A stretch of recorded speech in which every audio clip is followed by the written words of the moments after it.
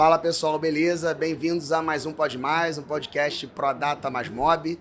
Estamos aqui direto do Rio Innovation Week, que é a maior feira de tecnologia e inovação da América Latina. E eu estou aqui com o Leandro Lerbach, com o Felipe Leone. Obrigado pela presença de vocês, por estar aqui com a gente. Eu queria que, antes da gente começar a conversar, que vocês se apresentassem, falassem um pouco da história de vocês, por favor. Tá bom, bom dia pessoal, meu nome é Leandro Lerbach, eu sou gerente de operações da Masmob, da parte de tecnologia. Sou responsável pela parte de operação de tecnologia do sistema de bilhetagem e mais especificamente é uma área relacionada a tecnologias embarcadas, que são os sistemas utilizados nos operadores de transporte, de um modo geral. Eu estou há 21 anos no sistema, eu entrei aqui para implantar praticamente o sistema de bilhetagem quando havia a migração do Vale Transporte de papel para o Vale Eletrônico. Eu cheguei a usar esse Vale de papel, hein? Caramba, faz tempo isso. Tem bastante. De lá para cá, muita coisa mudou. Verdade. Bom dia, Bruno, Leandro. Primeirão, acho muito legal a ideia de vocês aqui, é um prazer estar aqui. Queria dizer, para começar, que hoje acho que são muitas primeiras vezes, né? Especialmente para mim, primeira vez numa Innovation Week, primeira vez nós, ProData mais Mob. Verdade. Primeira vez no podcast, então... Pô, que legal, bem-vindo. Então, tá sendo um momento bem interessante, né? Eu sou o Felipe Leone, quem o pessoal me chama mais de Leone, por causa do sobrenome aqui. Eu tô há 18 anos de ProData, né? Ingressei na empresa no ano de 2008 ali como engenheiro de hardware, né? Comecei uma carreira bem especialista, bem técnica e aí ao longo dos anos eu fui levado aí para um caminho bem pitoresco, eu diria, né? Eu fui trabalhar um tempo aí na ProData lá da Bélgica. Caramba, que legal. Então eu fiquei de 2014 ao final de 2022 lá na Europa e no final de 2022 a gente teve uma reaproximação. Esse momento aí eu acabei vindo para a ProData do Brasil de novo e um ano depois eu fui movimentado para a gestão da empresa, né? Um caminho bem diferente da engenharia, né? Mas não tem jeito, né, cara? A coisa da tecnologia fica no nosso sangue, então a gente não larga, né? Não se afasta, né, de toda forma. Né? Então, assim, eu tenho aí a minha contribuição, né? Vocês já utilizaram, eu fui projetista de alguns equipamentos que são usados hoje, até hoje, né? Aqui no Rio, em São Paulo, em muitas capitais. E agora a gente está se preparando aí para as novas gerações de produtos que a empresa vai lançar agora em conjunto, né? Maravilha. Maior, muito bom isso. Pô, que bom. Então, vocês já tocaram em pontos aí interessantes. A gente está falando de tecnologia embarcada, né? Que é, como o Leandro falou, aquela tecnologia que está dentro do ônibus, que está ali na linha de bloqueio da barca, do trem, do metrô, enfim. Onde a pessoa vai lá pagar a passagem dela. E é uma coisa que o passageiro, de uma forma geral, ele não se preocupa com isso, né? Ele quer só passar, entrar e fazer a viagem dele tranquila, chegar onde ele tem que chegar. Mas a gente sabe que tem muita tecnologia envolvida, a gente sabe que é uma evolução. 21 anos do Vale de Papel, que era Vale de Papel, né? Então, assim, é realmente bastante tempo, às vezes, até pensar agora nos meus cabelos brancos. E o quanto que essa tecnologia vem evoluindo para melhorar a experiência do passageiro. Acho que é um ponto para a gente começar aqui a nossa conversa. Bom, acho que eu posso começar falando um pouquinho da experiência que a gente tem, né, assim, da prática mais do dia a dia, com os operadores de transporte e com atendimento ao usuário também. Quando a gente fala de 21 anos, você tinha basicamente um equipamento dentro do ônibus que era um leitor de cartão, né? Você dava lá um cartão para o usuário, era um cartão que o usuário colocava lá a carga dele, ele tinha que ir presencialmente até um posto, enfrentar uma fila, né? Pagar em dinheiro, final de mês era aquela fila enorme em volta das lojas que todo mundo queria comprar recarga, mas já era uma evolução comparado ao que você tinha no papel. E hoje, né, assim, você tem um equipamento que é completamente diferente, você tem uma tecnologia que evoluiu fora da bilhetagem também, né, como a tecnologia dos smartphones, você faz tudo, né, hoje usando o smartphone, você compra uma recarga pelo aplicativo, você paga com cartão de crédito, você paga com Pix, e você tem a praticidade de você estar saindo de casa, estar indo em direção ao transporte, você dá meia dúzia de clique ali e você está com o teu ticket pronto para você poder embarcar, né, com aquela recarga que é enviada direto para o ônibus, ou se você carrega isso direto no cartão, ou se você usa um cartão digital, ou se você usa um meio de pagamento que já está sendo, né, integrado já há algum tempo, mas que tem se tornado uma realidade cada vez maior, que é o uso de cartões fora do sistema de bilhetagem, que são os cartões bancários, os meios de pagamento, né, dentro do sistema de bilhetagem também. muito para quem não é usuário recorrente do sistema, mas até para quem é usuário recorrente, mas com menor frequência e não quer ficar tendo que ter essa gestão. Não é um usuário que faz uso de nenhum benefício social que tem nos cartões de bilhetagem, ele acaba usando outros meios de pagamento. Então, acho que, assim, para começar, assim, essas mudanças, né, que aconteceram ao longo desse tempo, hoje já trazem uma grande melhoria para o usuário fazer o uso do transporte público. Legal. Eu vou complementar nessa linha, o seguinte, não é só trazer essa demanda para dentro do transporte, né, adequar-se a essa demanda, na verdade, de essa geração mais nova que quer ter uma liberdade de escolha em como paga, quando paga, o que usa, as combinações possíveis, tá? Esse é o aspecto mais visível da evolução. Tem um aspecto invisível, é a confiabilidade. Verdade. Esse equipamento, ele evolui às vezes de formas que no usuário é imperceptível. Mas olha só como a missão é difícil. A gente está falando de substituir papel. Cara, papel não falha, papel não reclama, papel não dá erro. É verdade. Ele Então, tá lá, tá disponível. E tá sempre disponível. Sim. Como trazer tecnologia, atender a toda a demanda por dados, atender a todas as facilidades que são hoje presentes em outros serviços, né? Como manter o transporte atrativo sem perder a confiabilidade do lixo de papel. É um desafio grande. É um desafio enorme. Então, às vezes a evolução do equipamento ela parece ser um pouco lenta, né, comparada aos outros appliances que tem no mercado. Então, o pessoal fala, pô, mas já tem IA no validador? Calma aí, pessoal. Nós temos problemas ainda para serem resolvidos que a IA não vai fazer. Então, acho que é muito legal porque são esses dois mundos, né? Tem uma excelência enorme de engenharia por trás disso, para que, cara, a operação ocorra todos os dias e que ela seja praticamente invisível pro cara que usa o negócio. Ele não precisa pensar nisso, não precisa ser uma preocupação, é virar algo automático. É bom que ele não pense nisso. É bom, né? que ele não pense. E é uma preocupação a menos. É verdade. A preocupação mesmo é uma preocupação desnecessária. E é interessante que, apesar da marca do equipamento não ser divulgada ao público, existe essa memória, né? Quantas pessoas que eu encontrei aqui fora do Brasil que, quando vem o equipamento ou sabem da Prodata, tá, pô, eu usei isso em Roma. Reconhece, Eu usei isso em Hong Kong. Aham. E é engraçado, né? E já, acho que automaticamente, principalmente quem está se transportando fora da sua cidade natal, já traz um aspecto de segurança para se movimentar. Eu sei o que eu faço aqui. É isso, esse reconhecimento traz essa memória, né? Pô, já usei em tal lugar e foi simples, foi fácil, não tive dificuldade. Então, quanto mais ela tira essa barreira da dificuldade, tira essa fricção, mais tranquilo vai ser aquela viagem, né? Assim, a gente quando fala de tecnologia, a gente sabe que qualquer sistema está sujeito a ter algum tipo de falha, né? De ter indisponibilidade. Acho que a gente trabalha com um sistema de emissão crítica, né? Quando a gente fala de transporte público. E o transporte ele não para. Às vezes você vai fazer um pagamento com um cartão em um estabelecimento, a maquininha pode não funcionar, você vai escolher outro meio de pagamento, você vai pagar em dinheiro, você vai fazer alguma outra forma. Agora no transporte isso é uma coisa que você não pode ter, né, esse tipo de situação, porque você imagina se você você começa a impedir o embarque das pessoas no transporte. Como é que você faz se o ônibus, né, o equipamento deixa de aceitar o cartão, deixa de fazer a validação da passagem do usuário?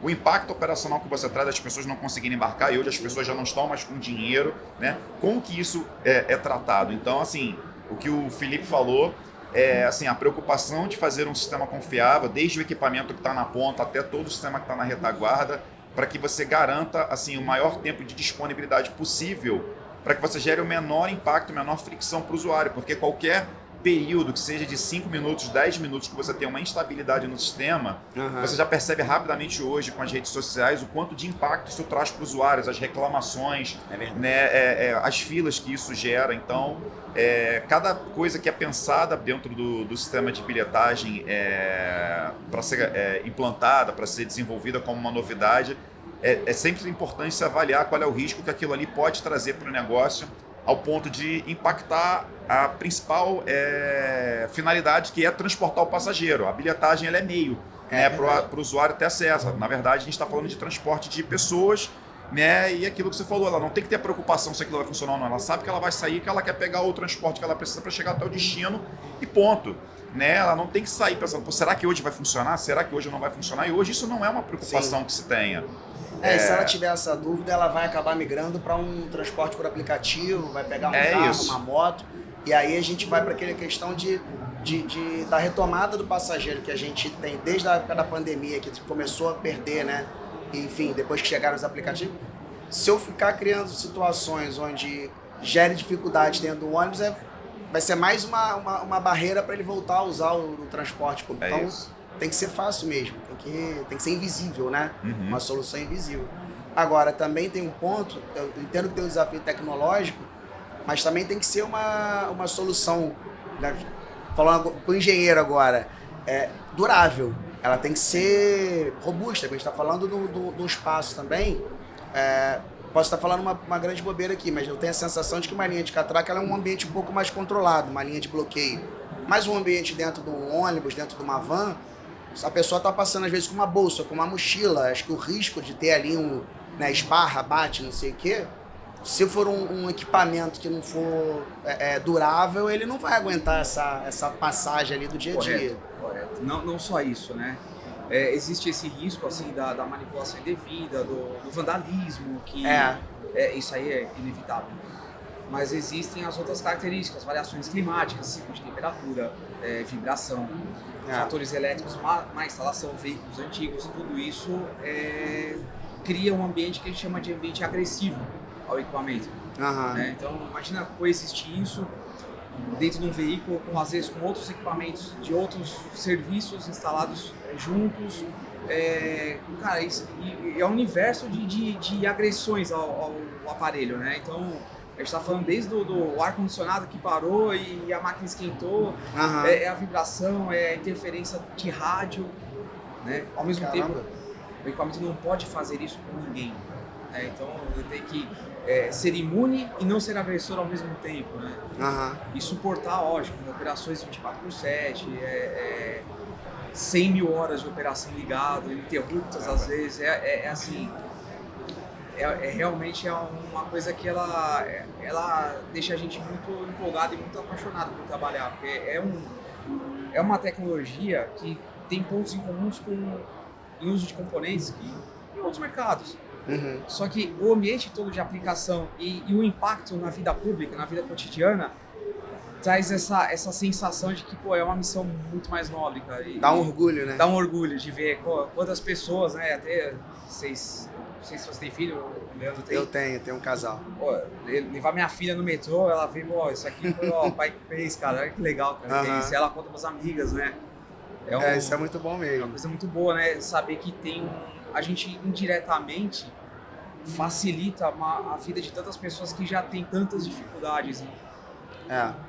Porque é isso, porque é a leitura ali de um benefício, né? Uma gratuidade, porque é uma forma também do governo conseguir garantir que são as pessoas que têm aquele direito que estão utilizando. Então, o equipamento ele contribui também com essa...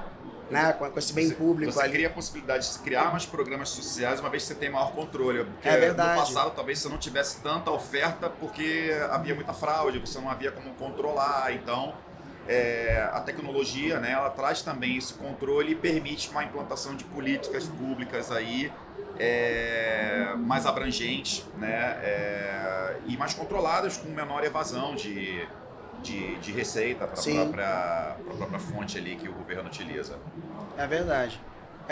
E o que vocês veem assim, de evolução para os equipamentos? Porque assim, você falou de um monte de coisa, né, que já é realidade hoje, pagamento por wallet, tipo cartão de crédito, Pix, QR Code e tal, mas eu já andei vendo aí umas coisas que parecem ainda ficção científica, porque estão longe ainda aqui da nossa realidade, mas, por exemplo, já vi discussões sobre pagamento com biofacial. Eu sei que a gente tem tecnologia de biofacial para poder fazer esse acompanhamento aí dos benefícios e tal. Já vi a impressão palmar. Eu nem sabia que cada pessoa tinha uma mão diferente da outra. Para mim era só digital. Já achei genial. Vocês já estão discutindo, ou isso ainda é muito longe, pelo menos da realidade brasileira? Como é que está essa visão aí de vocês? Eu tenho contato ainda com muitos projetos que começam fora do Brasil, eu já estou estudando e fazendo algumas provas de conceito envolvendo a leitura da palma da mão. Tá? Uhum. É bem legal isso, né? O corpo humano tem vários marcadores biométricos que são únicos, né? A íris é um deles, Sim. o rosto, o padrão de desenho das veias aqui, né? Na verdade, se lê isso, né? É o desenho das veias aqui na mão, a impressão datilar também é outra, entre outras medidas podem ser tomadas ao longo do tempo que eu nem imagino quais são ainda, né? É verdade, a gente vai descobrindo, né? Vai ser descoberto, né? Características, de repente, algum padrão de voz que hoje é indetectável, no futuro pode ser, né? Vai saber o que, né? Mas, sim, a gente está atento a isso, né? Tem alguns projetos aí na Ásia que já estão entrando com a leitura da palma da mão como um requisito. Então, legal. Já é uma realidade. Tá? Existem ainda alguns desafios a serem superados em relação à biometria facial. A gente tem estudado formas de fazer a validação na borda da pessoa, né? Então, no próprio validador, se possível offline. Caramba! Estamos em vias de conseguir fazer isso ser possível em operações menores. Então, o controle de fraude é muito mais eficiente e, de repente, pode eliminar o uso da mídia, que é uma coisa que está começando a se discutir bastante, né? Sim. O custo das mídias, ele está se tornando um desafio. Existem formas mais baratas, todo mundo tem um smartphone e é lógico, toda empresa, todo operador visa, né, no mercado como no transporte, que tem a margem apertadinha ali, tirar esse custo aqui, tirar outro custo ali, então a Prodata está sempre atenta a esse movimento do mercado, essas tendências e, por que não, às vezes até na vanguarda, né? Até lançando, né? A própria biometria facial foi uma coisa que praticamente começou com a gente. E hoje é referência, né? Hoje é referência. Uma referência. E você, o que você acha? Eu acho que, assim, muito na linha do que o Leone falou mesmo. Tenho lido também, né, sobre esses sistemas que têm sido usados lá fora. A parte de reconhecimento facial, né, ela já é utilizada há bastante tempo. Em 2019 eu tive a oportunidade de ir na China. Legal. E eu visitei alguns fabricantes de equipamentos lá também, né, como forma de fazer um benchmark, de você Sim. conversar com outros fornecedores, entender e conhecer outros sistemas. E na época, né, tanto a parte de tecnologia para bilhetagem, até também pegando carona aqui falando de evolução, né, a parte de veículos elétricos lá, isso já era muito mais, né, avançado do que a gente, você vê, tá falando de 7 anos atrás, mas eu acho também que atualmente o tempo que a gente leva entre o lançamento de uma tecnologia, né, que normalmente, né, saem lá dos asiáticos para cá, ela tem reduzido cada vez mais. Antes você tinha um intervalo maior de você portar, né, uma tecnologia de um lugar para o outro. Eu acho que isso está acontecendo agora num tempo cada vez menor. E acho que assim que essas soluções elas chegarem num nível de maturidade bom o suficiente para entrar num transporte público, isso vai ser questão de um pulo para a gente trazer isso para cá e começar a colocar isso para testar e funcionar aqui também. Maravilha, gente. Olha, a gente está já no finalzinho aqui da nossa conversa. Dava para ir aqui ficar 1 hora de papo, porque a conversa tá boa. Tava mesmo. Mas eu vou deixar então agora esses minutos finais para vocês darem uma última palavra aí com o nosso público antes da gente se despedir. Legal. De novo, né, acho que agradecer a oportunidade. Eu gostei bastante da iniciativa aqui de vocês. E eu tô pensando que a gente pode, de repente, expandir isso, né, dentro da empresa, ser um canal de comunicação talvez permanente ali, educacional e tal. Eu acho que muita gente que está aí na rua, nas cabines, que está vendendo, ou que está no campo ali, ou na fábrica, é muito isolado, né, de nós. Então, eu acho que esse tipo de coisa aproxima as pessoas, né? Acho Legal. que a gente democratiza o nosso conhecimento, né? Então, poxa, muito obrigado aqui pela oportunidade. Vou aceitar o convite, hein? Vou dar um jeito de fazer isso acontecer. Bom, e aí, ó, quem achar um validador chinês andando pela empresa, eu sei quem trouxe. Agora ficou claro. Agora, viu? Muito bem, né? A gente traz para olhar para ver se tem alguma coisa interessante, né? Não, tá certo. A gente também faz isso, né? Consegue avaliar o concorrente. É claro. É uma brincadeira, mas a gente faz isso também porque aqueles caras não estão brincando, né? Estão muito agressivos mesmo. A gente tem que olhar sempre, não tem jeito. Senão você fica muito focado só fica míope, né? Se você ficar focado só no seu e não olhar o que está acontecendo, quando vem uma onda aí e te derruba. Legal. Bom, também queria agradecer a oportunidade aqui de estar com vocês, agradecer o convite. Acho que assim, é um papo rápido, é um papo bacana e também concordo com o que o Felipe disse, de dar mais acesso a essas informações de um modo geral sobre o sistema, para quem está dentro de casa também, né, para quem está fora, porque acaba sendo tudo acaba funcionando de maneira muito prática e objetiva, né? Eu acho que isso fica muito, talvez até escondido, né, das pessoas que lidam com isso no dia a dia, de entenderem como isso funciona. No passado a gente teve uma iniciativa dentro lá da Masmob. Eu não sei se você vai lembrar, se você já estava com a gente, mas a gente fez uma iniciativa de um curso de bilhetagem que era para falar o funcionamento, né? A gente juntava as pessoas dentro da empresa para falar como funcionava, desde quando, né, o crédito ele é gerado, de como isso navega dentro do sistema, como funciona todo esse fluxo do sistema da bilhetagem. E as pessoas que eram da área administrativa, financeira, assim, gostavam muito de falar, pô, isso é muito legal, né? Você entender na prática, ponta a ponta, como que o sistema, como o sistema fluxo do funciona, sistema de bilhetagem, né, como um todo, né? É verdade. De uma maneira não sem entrar muito no techniquez, mas acho que pegando um pouco mais os pontos principais e tirando as dúvidas das pessoas. Teve gente depois que deu feedback e falou, pô, olha, eu consegui inclusive até pensar em coisas diferentes aqui para a área, depois que eu passei a entender como é que funciona, e pensar talvez em como sugerir algo diferente. Então, eu acho que essa iniciativa de disseminar o conhecimento, ela é sempre interessante, ela é sempre bacana. Não, com certeza. O Pode Mais, ele nasceu há 3 anos, né, numa edição do Innovation Week. A gente veio como parceiros do Innovation Week com esse objetivo de democratizar o acesso à informação. A gente trouxe muitos palestrantes que estavam aqui na feira, esse ano também estamos fazendo isso, porque são pessoas que, às vezes, quem está fora, quem não conseguiu estar aqui, não ia ter acesso à informação. Então, é a nossa origem, mas eu entendo que também a gente precisa olhar, pegar essas informações que às vezes estão mais concentradas também dentro de casa e levar de uma forma fácil também para o nosso público, para as pessoas que se interessam pelo assunto, mas também para os nossos funcionários. Então, já que eu estou com esse incentivo, vamos fazer acontecer. Tá bom? Vai ser muito bom isso. Obrigado. Beleza. Obrigado, então, mais uma vez pela presença de vocês.